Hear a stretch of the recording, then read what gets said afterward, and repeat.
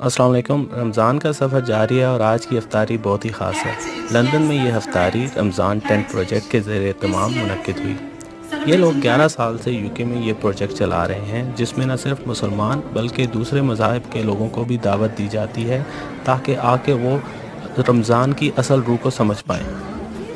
Cherry racket stadium میں اس افطار کا آغاز خوبصورت اذان سے ہوا اور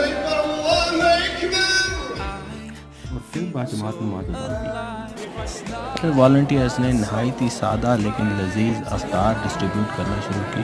چکن کری اور بوائلڈ رائس اور ویجیٹیرین کے لیے ویجیٹیبلز اور بوائلڈ رائس۔ میں نے بھی افطاری خوب انجوائے کی۔